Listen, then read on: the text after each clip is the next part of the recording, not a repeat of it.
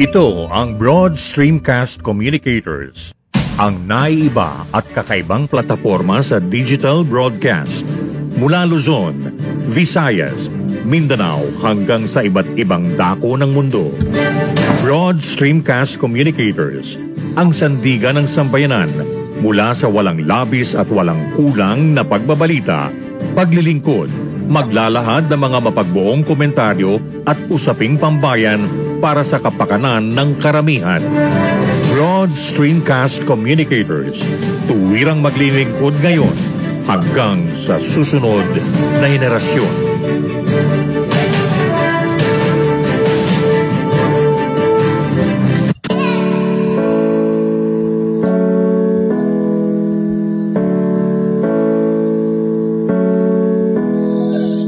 Buhay Online, chikahan at kalamang pangkabuhayan. Ating tunghayan, pakinggan at tuklasin ang mga pangyayari at kaganapan sa mundo ng online. Buhay Online, chikahan at kalamang pangkabuhayan. Alamin ang pinaka-latest trends mula sa trabaho at kung hanggang saan na ang narating ng teknolohiyang ito. At ngayon, narito na ang ating host, ang ating TechieMommy, si Jaye C. Bautista.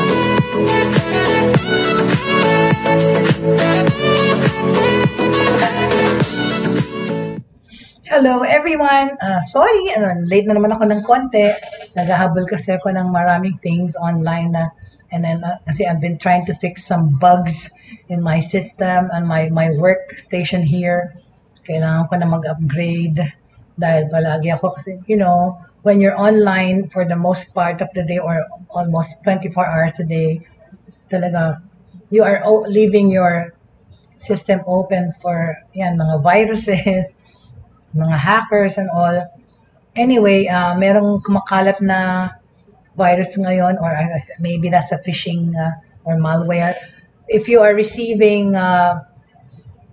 messages or texts or messenger messages sa inyong private message, yung shell whatever, may na-offering shell or mananalo ka ng prize or something. Hindi ko alam kasi kung anong nasa loob kasi hindi ko kinlik. But yesterday, I received the same. I wish I took a screenshot of it. Basta makikita mo unang-una, halata mo yung Shell logo nandun. It's either anniversary or something, but I didn't open it, right? Wag nandun yan sa messenger nyo, wag niyong buksan. Ano yan, virus yan or malware or hacking software. So wag niyong buksan yun, yung mga kunyaring special na anniversary, kunyari offer, bibigyan kayo ng prize or nanalo kayo. Do not open it, okay? Because yesterday I received that text or that private message from 4 people. Yun na nga, related pa yung mga tao na yun, okay? Na nagpapadala ng message from Shell, okay? Talking about, but hindi ko kasi binuksan kasi alam ko that's malware or ransomware or whatever it is. Don't open it, okay? Ang dami-dami kasi ngayon ganyan eh. Hello there, Mary! Good morning, Mary! Late po ako, pasensya. Thank you. It's nice to see you again. Magandang umaga sa'yo, Mary. Okay? Maganda ka pa sa umaga. But anyway, so I was just saying na please beware. Hello, Vanessa Ko. Sino si Vanessa Ko? You are Vanessa Ko? You're not Mary? Bakit nakalagay Vanessa Ko? Mary Marilyn Onyate. Good morning to you. And then you said Vanessa Ko. So is Vanessa Ko watching or why did you mention that name? Are you Vanessa Ko taking the place of Mary or broadcasting from or going online in her profile? But anyway, Vanessa Ko, welcome to the show, okay? So, I was talking about yun nga, yung please, wag niyong i-click yun pag meron kayo na-receive na ganyan sa email nyo or sa private, sa messenger nyo or sa Facebook nyo, okay?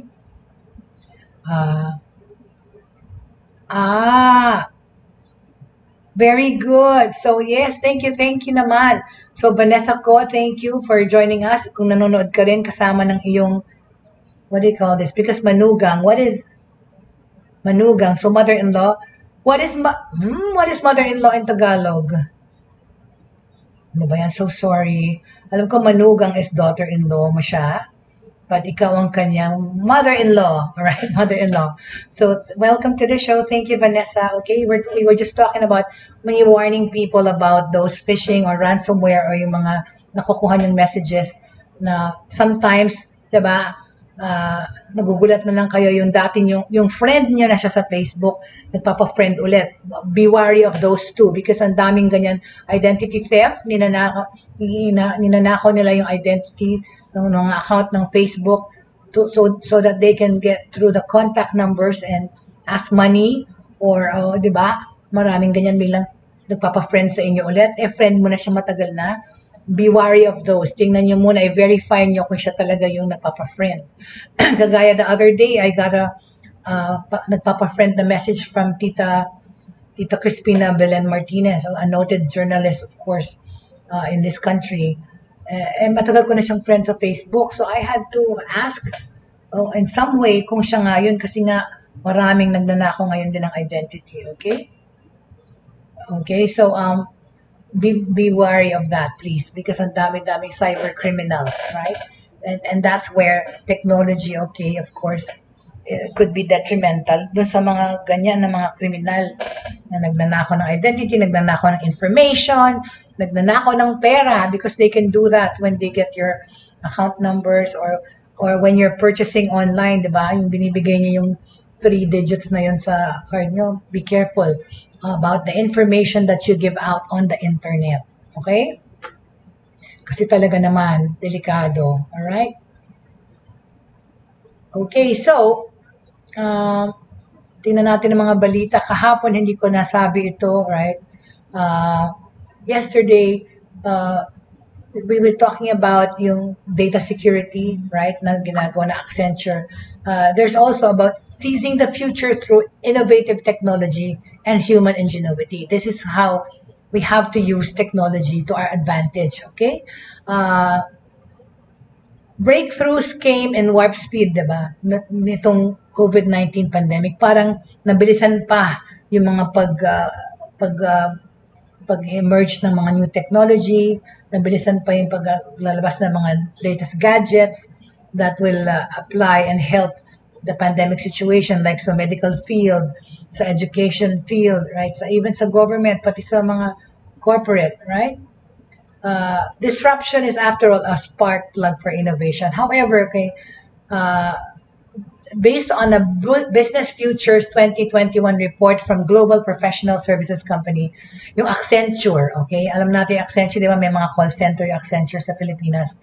They showed that while 88% ng mga companies finally have a clear picture of the challenges they face today, only 6% daw ang confident sa mga kumpanya na yun in their current abilities to foresee and respond to the future disruption, okay? Gumawa ng report. So itong nagkaroon sila ng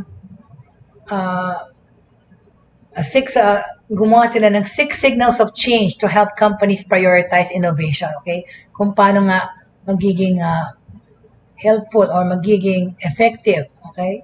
Ang Accenture ay gumawa nitong gantong series ng, okay? It's called Business Futures 2021. Signals of Change, okay? All right. In the same report, Accenture shared 6 signals of change to help companies, okay, para matulungan yung mga kumpanya i-prioritize yung kanilang pag-innovate, yung kanilang pag-augment ng kanilang present operations, and of course, using technology to prioritize innovation in order to survive and move forward in this pandemic, okay? First, okay, ang Accenture identifies, ito yan. Okay? Alright, here it is, okay? Ito yun, 6 signals of change. Alright, hold on a second. Tabi ka muna dyan, Google, okay? Alright, there. First, okay, Accenture identifies learning from the future, okay? Matuto tayo sa hinaharap. Diba? Learning from the future by telling organizations to use data for predicting these challenges, okay? In Push to Edge, it suggests that companies decentralize decision-making to suit fragmented markets and new consumer behaviors, okay? Yung pangalawa is to push to the edge. Pangatlo naman is, third is sustainable purpose, building sustainability into operations. Yung nga yung pag green technology and all those things. Ang pinaka-apat naman is supply unbounded. It predicts incentives localizing supply chains, di ba? And moving production to point of demand, okay? Localizing supply chains, yan ang keyword. Number 5, real virtualities, okay? It means to seek both real life and virtual ways for people to live, work, consume, and socialize, okay? And finally is yung scientific method, which also ask companies to solve global issues using science, okay? All right. Okay, so yun, okay? These signals, sabi ng Accenture, okay, will lead business executives to navigate disruptions with confidence, not just see, but also seize their best future, okay? So, pag-usapan natin ngayon, okay? Paano ito? Advanced technology is equal to human ingenuity, okay? Being a trailblazer dito sa information technology and business process management industry sa Pilipinas, ang Accenture ay hindi sila stranger to driving business outcomes and creating value for clients across industries. What sets Accenture apart is their expertise in combining Filipino ingenuity, process innovation, and advanced technologies to transform businesses intelligently. Okay? Itong sinabi ni Benedict Hernandez, Accenture Operations Client Experience Leader for Asia Pacific. Okay? Si Benedict Hernandez, ang Accenture Operations Client Experience Lead for Asia Pacific. Okay? Sabi niya, this is highlighted in intelligent operations, leveraging data, intelligence, and insights. Okay? Accenture helps clients capitalize on innovation to outmaneuver uncertainty para masigurado natin ang future. Okay? Kailangan gumamit ng, of course, innovation and technology to outmaneuver yung para maanohan natin yung maagapan natin yung mga foresee natin na mangyayari sa future, okay? Of course, and we use technology for that and innovations in technology. Pero dapat yung pinaplano, right? This helped an international hotel group streamline financial transactions and a global beauty brand refine its supply chain using AI, okay? And robotic process automation tools. That falls into place ang AI, okay? Intelligent solutions by Accenture also improved mga payroll processes, lead generation, tsaka sales, and customer service, among others, for various clients. Kaya ito nga yung sinasabi na ang AI is the wave of the future. It's actually already happening now. Artificial intelligence ginagamit. Yung mga robotic processes ng pag-automate ng pamamalakad sa mga negosyo, okay? Para ma-deliver tong innovative solutions, Accenture nurtures its people through continuous training, okay, certification support, and leadership development, okay? In the last fiscal year alone, ang Accenture ay nag-invest more than $866 million globally to upskill its people for more complex and rewarding roles, okay? Para i-equip yung mga tao, train, right? Sa Philippines, okay, ang Accenture operation hosts an innovation congress where breakthrough and technology-driven ideas take center stage. The company encourages mga empleyado to join the Vision Arena competition. INNO Vision Arena competition. This Vision Arena competition, itong kinonduct na contest nitong Accenture, where they are asked to pitch new ideas in 2 categories, okay? Innovate for business and innovate for society. So, ayan yan, yung mga creative minds yan, pinag-work para malaman kung anong kanilang mga innovative ideas sa business, tsaka sa buhay, sa society, okay? This year alone, they gathered 40,000 new ideas that are aimed at addressing our evolving needs and challenges. O kano ba yung premyo nung nanalo? At saka at the same time, sana maproprotektahan naman yung ideas, yung 40,000 ideas na yon. Kung gagamitin ng Accenture, tapos silang magka-credit for that, hindi tama, na? Siguro, dapat may protection yung clause doon na kung hindi mapili yung idea mo, pero pag lumabas yung idea mo, pwede mo silang isu, di ba, pag ginamit. But anyway, yung pa-contest na yan, 40,000 yung ideas ang natanggap nila. Siyempre, gagamitin nila yon. Sa Accenture daw, talent is everything for them, okay? They constantly challenge their people to innovate the way they work, create value, and even reinvent themselves.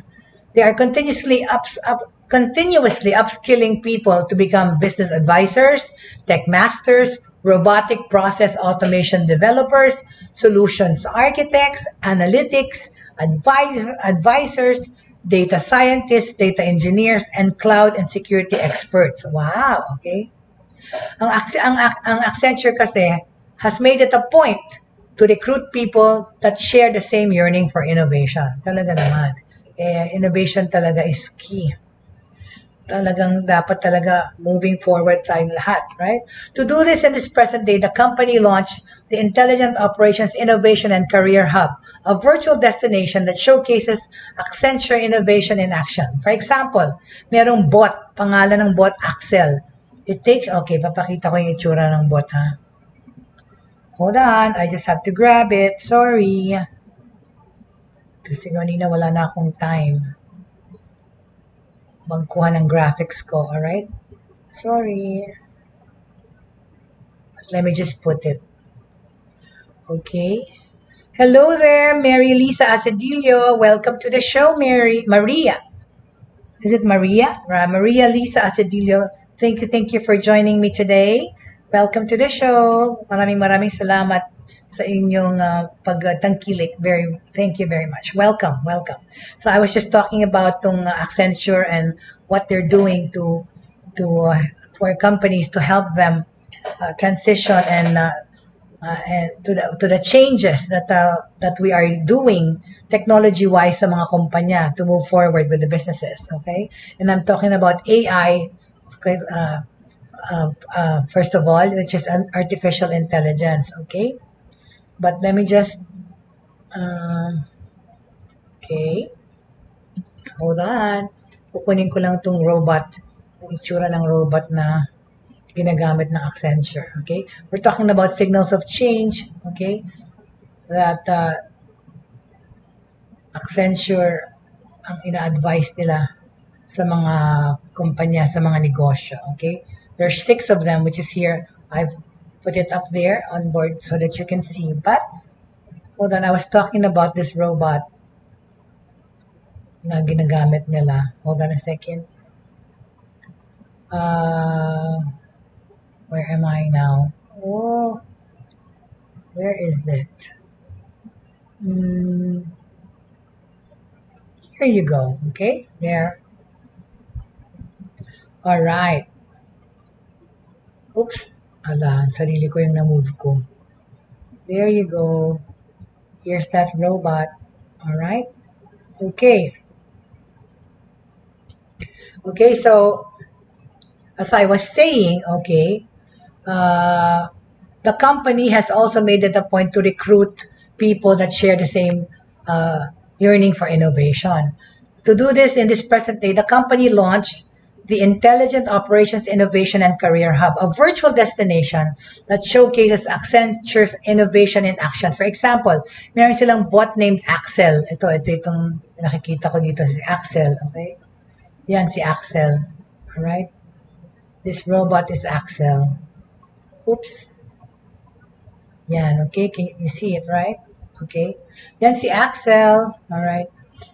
Axel takes you on a tour of the space jam-packed with exciting activities, okay? Including a treasure hunt for hidden objects that reveal information about the company. So, ganyan ang kanilang paggawa ng technology para ang kanilang kumpanya, right? Meron nang nagsasalitang robot or nag-take you on a tour. Nung araw, ang mga website, iba, static lang. Ngayon kasi talaga pagandahan na ng website, pa-interactive, and ngayon may AI pa nakasama. Okay? So Axel takes you on a tour of the space jam-packed with exciting activities, including a treasure hunt for hidden objects that reveal information about the company. The visitors to their site can also play a game with Iris, a bot that helps prevent people from sending emails and sensitive information. Wow, see? So ito yung kanilang kumpanyang hindi ka basta-basta pwede makapagpadala ng email. Ayan nga kasi, 'di ba? Diyan nila na baka para wag manakaw yung kanilang information, right? So yeah, so it will also let you play a game with Iris.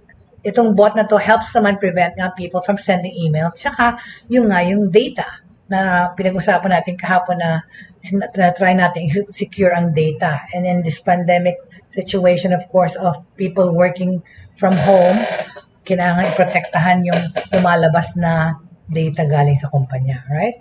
Ito, may bot na dyan. This bot helps prevent people from sending emails and sensitive information wittingly or unwittingly to incorrect recipients, okay? Di ba kasi minsan nagkakamali tayo pag email, nakalagay CC all, kahit na yung palang gusto mo lang sumulat sa particular person. Ay, di ba delikado yun pag nag-CC ka ng all, right? And at Hub's Open Rose booth, candidates can take an online assessment that gauges their skills and explore job openings that fit them at Accenture. So, ganyan na makikita mo ngayon pag gusto ko mag-apply ng trabaho sa Accenture. Meron Open Rose booth. They can do an online assessment of their skills. Diba? Sunod, okay, mastering change through innovation. Diba? Yan ang importante. Paano natin tatanggapin ang mga pagbabago? How can we live in the new normal? Well, we can do that through innovation. Okay? Innovation is embedded in itong culture ng Accenture, and its people are leading the way to create meaningful change in the way people and communities work and live. Okay? So nagkaroon sila ng summit. Ang theme ng summit nila, Mastering Change in the Never Normal. Okay? Itong summit na to, di ba, in the never normal. Itong summit na to highlighted exciting industry trends and thought-provoking ideas that are shaping the future. Yung mga participants nitong summit na ito, okay, had the opportunity to visit virtual booths about cloud first, sustainability, okay, security and inclusion and diversity, as well as attend insightful discussions, okay, tungkol sa design and tech, living systems, tsaka industry. Okay? So, no doubt talaga, ang technology is reshaping how we live. It's very obvious.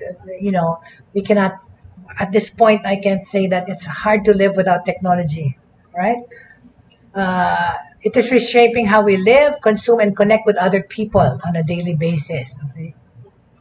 In addition to clean code, smart algorithms, and fast computers, we likewise need creativity, diba? Empathy, and human-centered processes when designing technology that benefits and helps us unlock opportunities for the people.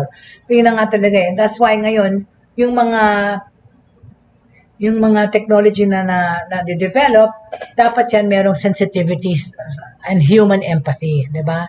Hindi. So the company's Philippine Hub for Innovation, PHI, is one way of using modern technology to keep the workforce innovative and in this pandemic. Okay, the PHI, or the Philippine Hub for Innovation, is the virtual counterpart of the Accenture Liquid Studio, a physical space where mga empleyado would prototype and test out technologies. Okay, with PHI, Accenture can now co-innovate with clients within a customizable venue online, and teams can gather to ideate solutions unbound by physical space. So, dito na sila nag-collaborate, di ba?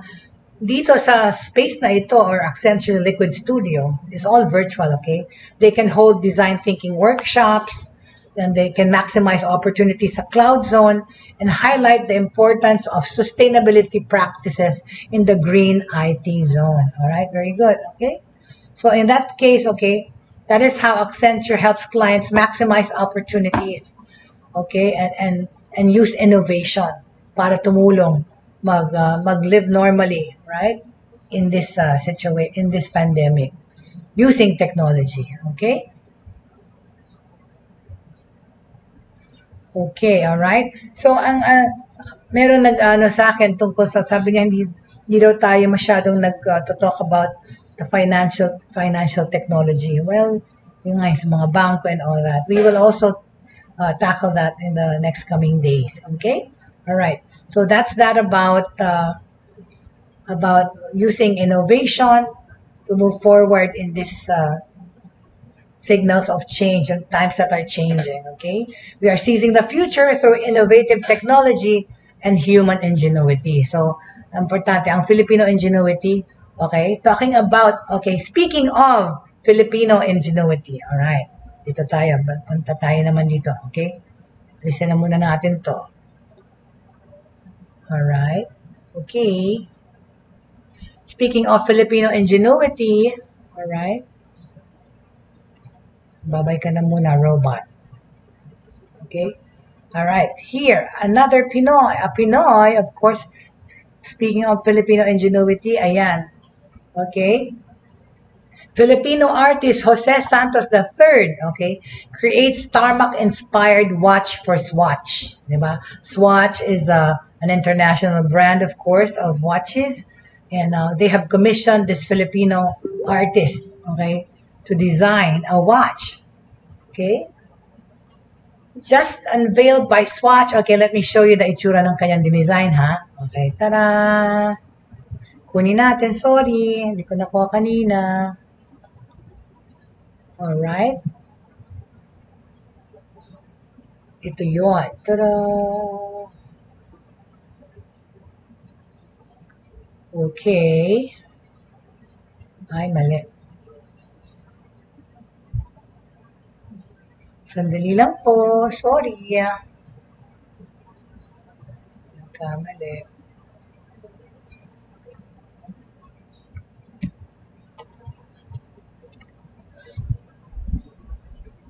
Okay, ayun na pala. Okay. I'm just gonna grab it. Okay. So, ito yung watch na dinesign itong Filipino. Okay. Talk about technology and ingenuity and creativity. Okay. Ayan. Tara! Ayan, okay? Yan ang kanyang dinesign. Okay?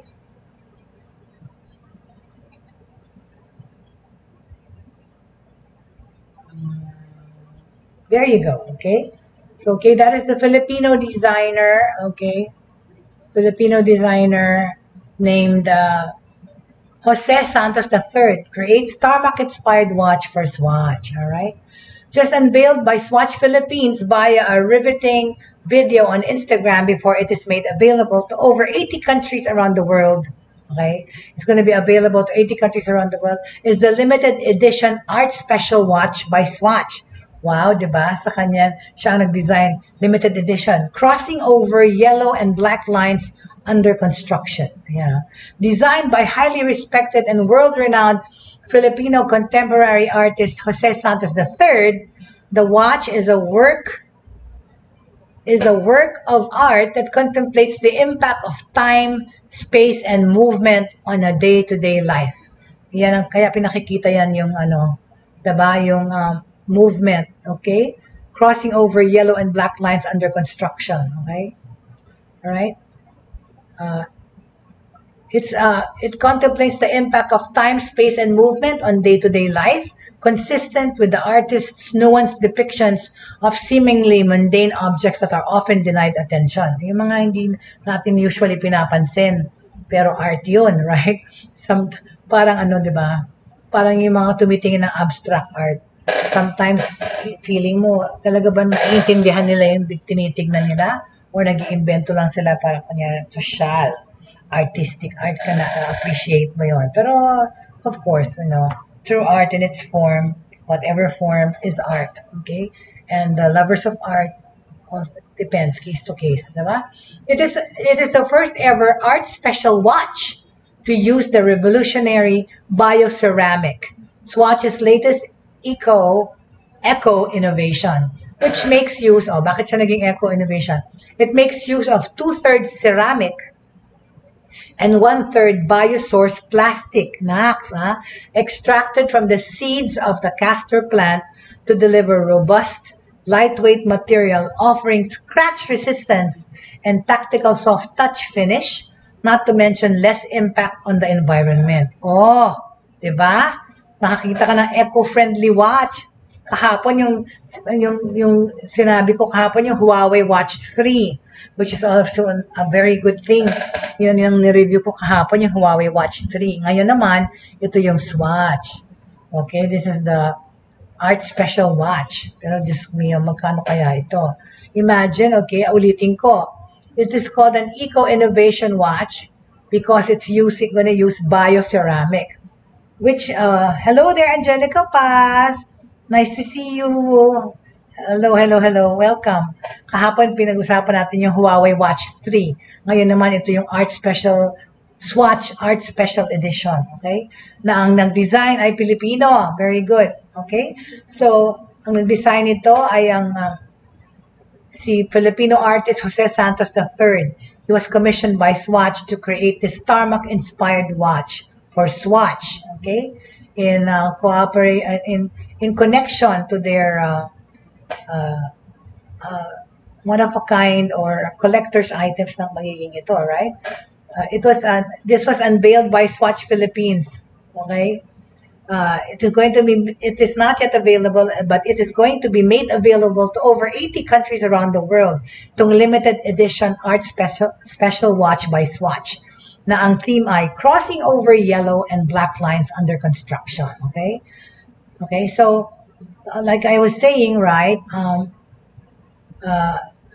the idea, okay, it is the first ever art special watch to use the revolutionary bioceramic Swatch's latest eco-innovation which makes use again of 2/3 ceramic and 1/3 biosource plastic extracted from the seeds of castor plant to deliver a robust and lightweight material offering scratch resistance and tactical soft touch finish, not to mention less impact on the environment okay?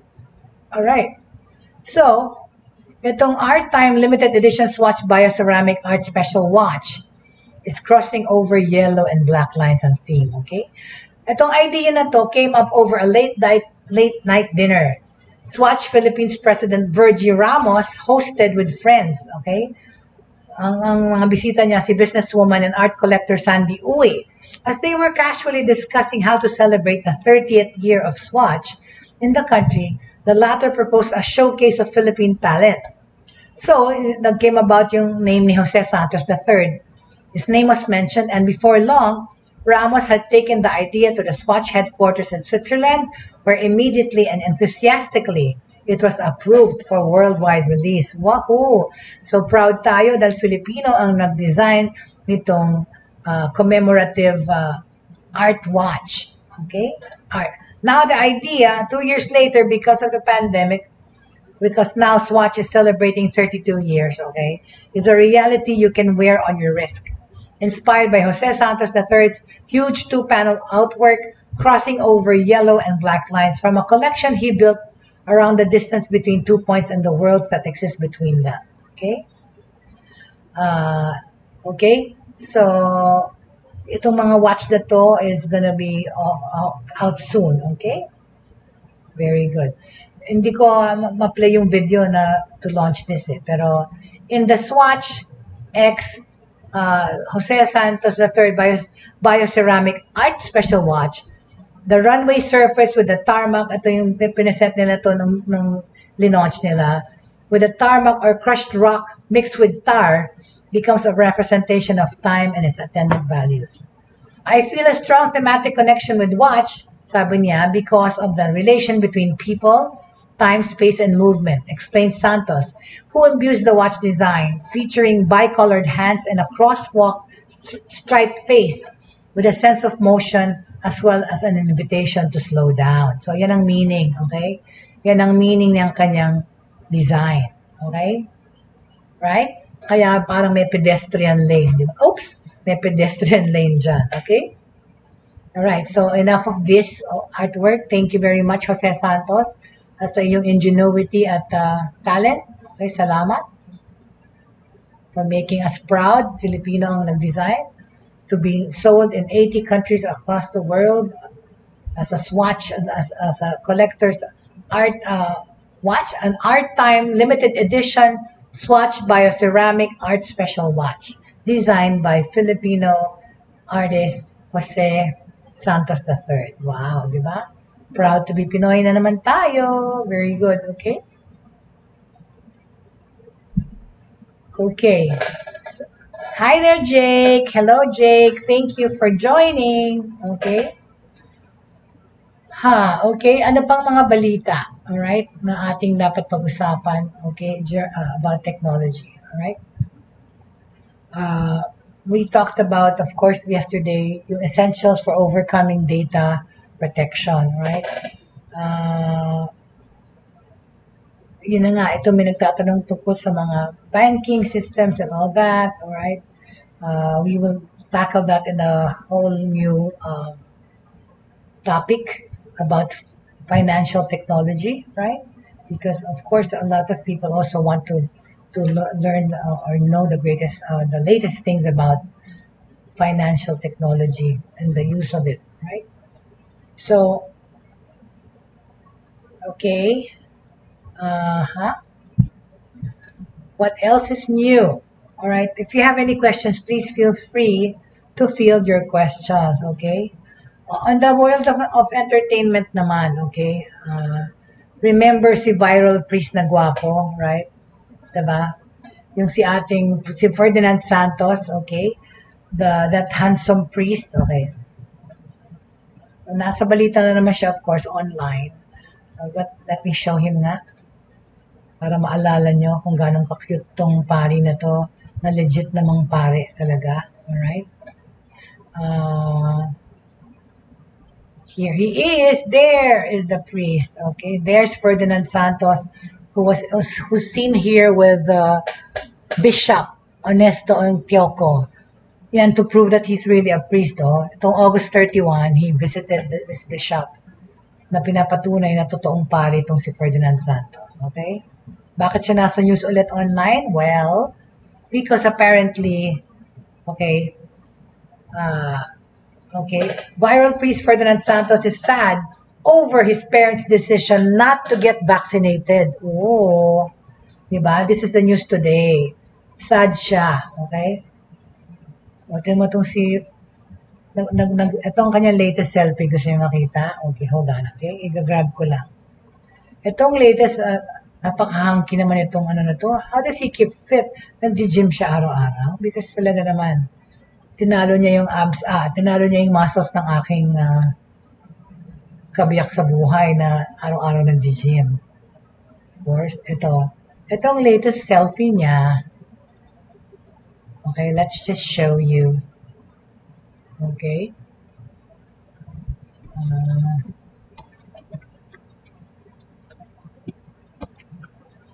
Ferdinand Santos na yung pangalan niya. Let's call him Ferdy. Priest Ferdy. Father Ferdy. Ganun ba? Okay, here is his latest picture para doon sa mga gustong makita si Father Ferdy. The latest picture. Okay? Ano bang nilagay ko sa kanyang... There he is. There you go. Okay. Yan ang latest selfie niya sa harap ng... Saan ba yan? Okay. So, what we're talking about is kay Father... Yan, latest news kay Father Ferdy is his disappointment because nag-viral itong news na to, Celebrities Entertainment News sa Manila Bulletin. Okay. Today, sabi nila that viral priest Father Ferdinand Santos took to Twitter, okay, yesterday, to greet his father with an advanced happy birthday, okay? Well, grabe, di ba? Ano na siya, parang kulang na lang mag-vlog si father kasi yung buhay niya is always news nowadays, right? So, but Father Ferdinand said he feels sad and rough because his parents have refused to get vaccinated against COVID-19. Today is his father's birthday. Because he and mom refused to get vaccinated, I have to stay away from them. Sad and rough, but it's the only way I can protect them. Sabi niya, please get vaccinated.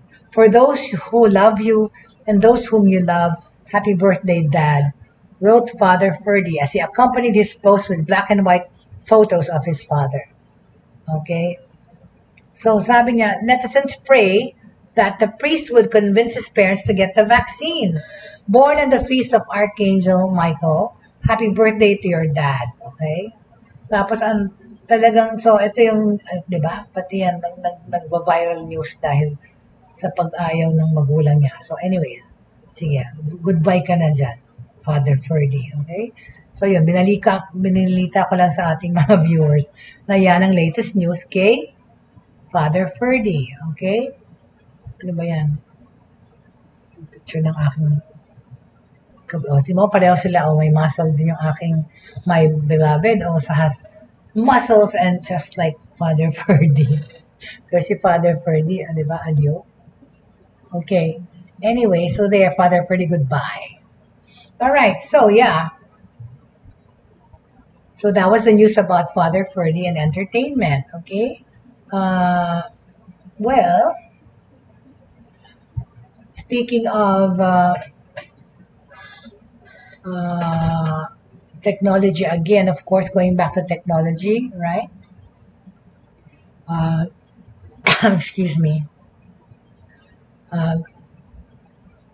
Going back to technology and talking about technology, well, there's more news about the breakthroughs. Kahapon pinag-usapan natin yung kung paano, how to overcome data protection challenges in this new normal that we're living in, okay? And kasi nga, maraming nawawala ng data or yun na nga, data being stolen, right? And we talked about how to protect that through the help of, mga consultants that you can actually commission for your company, like Accenture, to fix or take care of your data. Okay? Kasi nga yung skyrocketing data growth, the amount of data businesses create continues to grow, diba?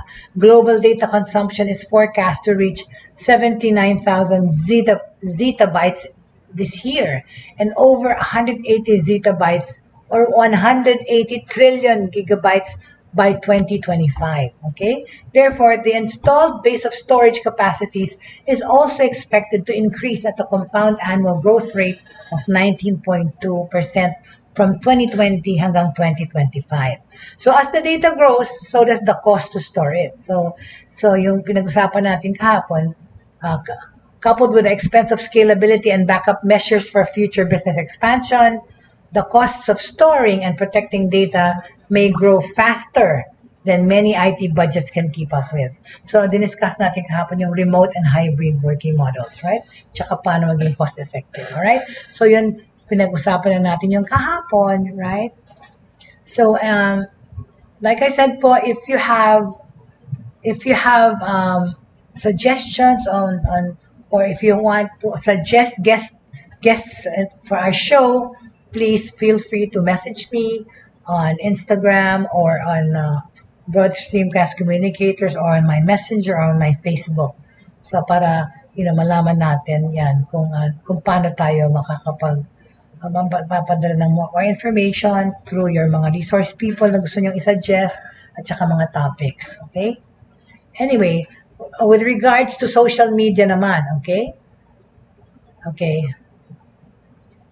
Ang Instagram, alright? Itong headline, Instagram delays kids version after being criticized, okay? Okay? Alright? Sige, pakita ko sa inyo itong headline na ito. Alright? Hold on again. Sorry. Si Father, yung mukha nakaano sa mukha. Alright. This is based on news today. Okay? This is today, please. Alright. Ito, okay? Alright.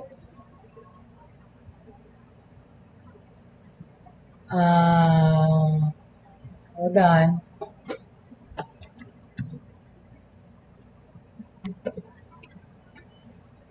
There you go. Okay, I'm just gonna grab it right now. Tatabi ko na muna to. Okay. I'll just put this down here. Okay.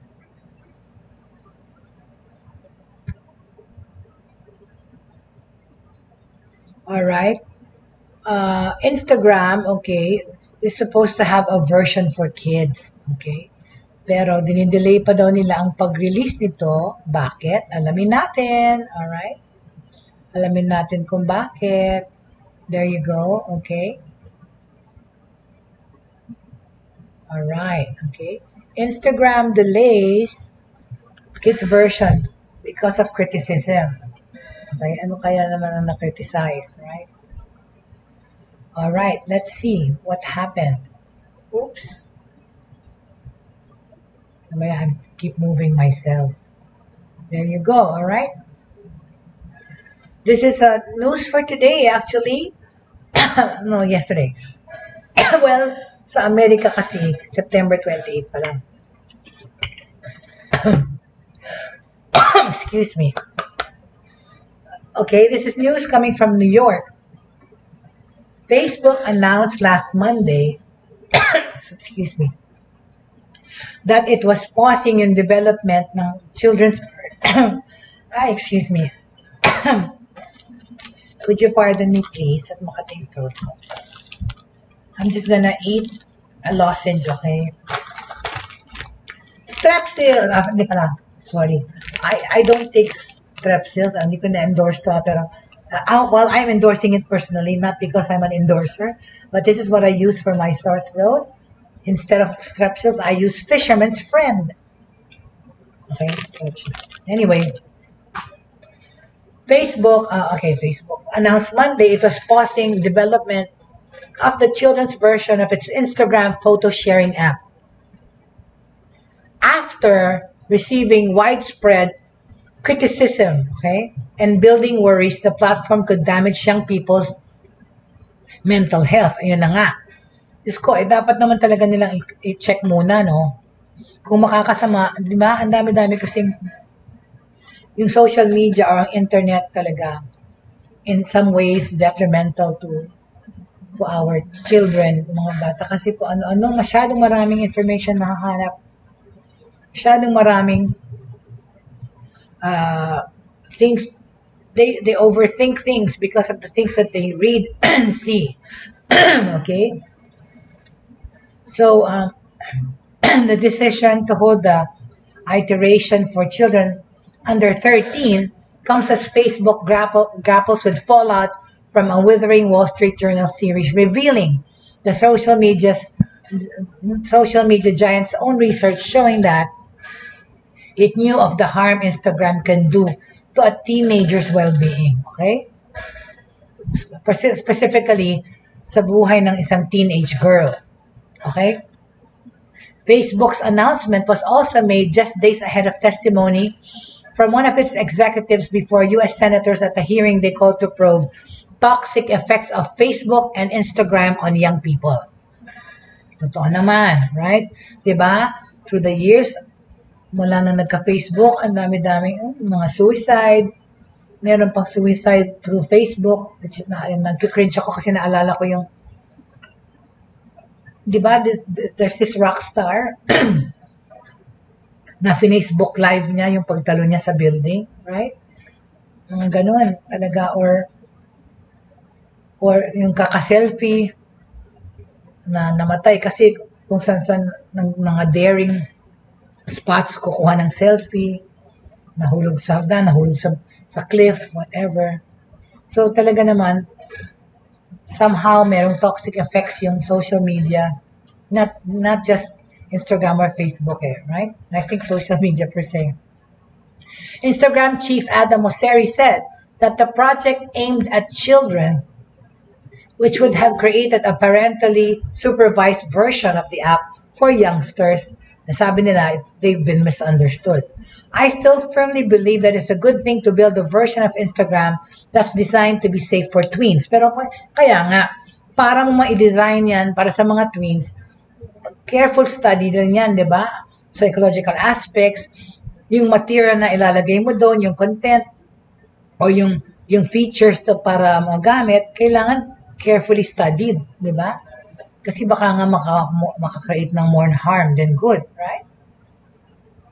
So, sabi ni Mosseri, sabi niya sa NBC Today, ni Adam Mosseri, the Instagram chief, okay? We want to take the time to talk to parents and researchers and safety experts and get to more consensus on how to move forward, okay? In a written statement, he noted, it's better for parents to have the options to give their children access to a version of Instagram that is designed for them. Okay? Pero kasi ngayon, di ba, kahit naman sino pwedeng magala ng Instagram, pero nga, meron na ngayon mga bago ka makapagbukas ng account, tanuhin ko ilang taon ka. So kasi naman, ang dali-dali naman dayain, no? Pwede mo naman sabihin 20 years old ka, kahit na 10-year-old ka lang na nagbubukas ng Instagram or for that matter, o kahit na LinkedIn account. Pag matalino yung bata na marami talaga tech savvy, they can work around that diba?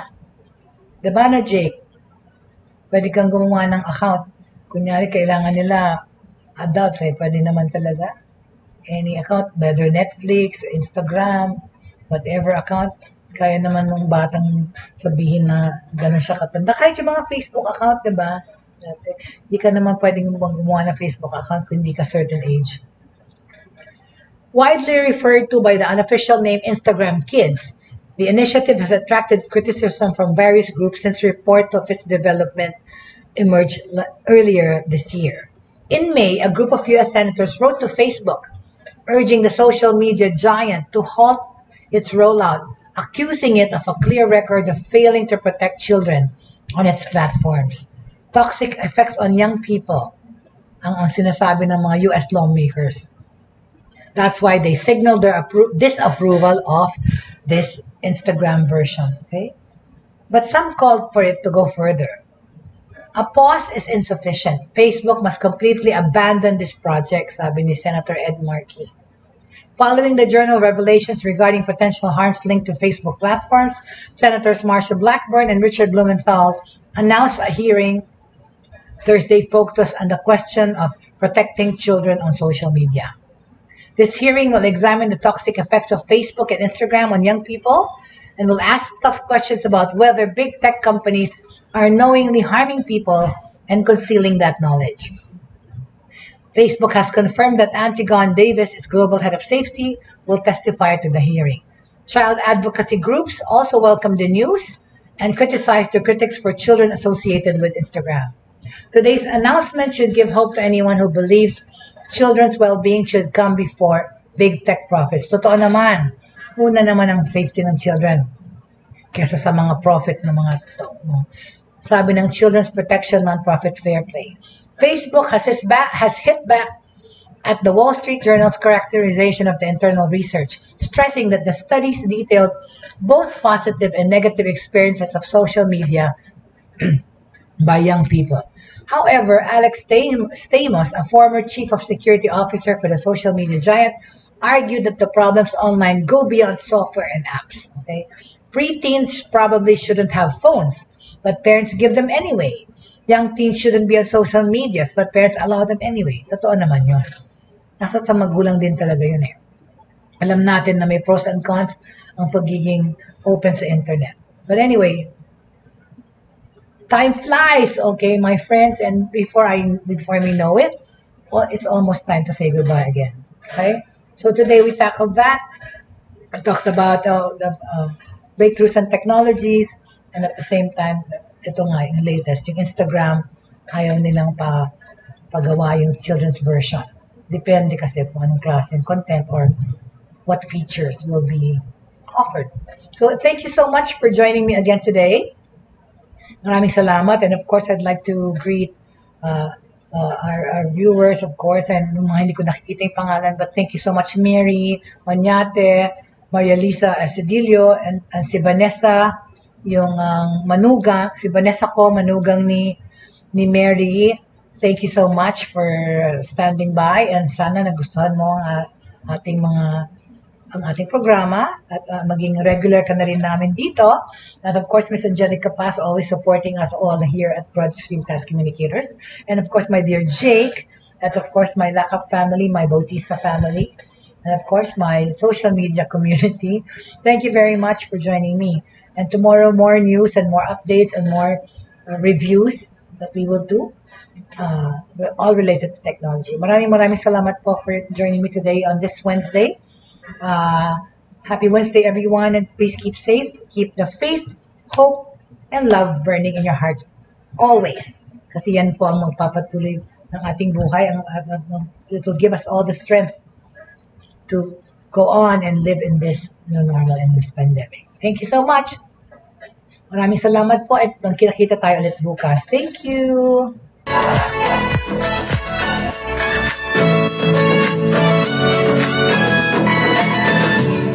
Inyong natunghayan at napakinggan ang mga makabagong pamamaraan sa mundo ng online sa pamamagitan pa rin ng Broadstreamcast Communicators. Hanggang sa muli.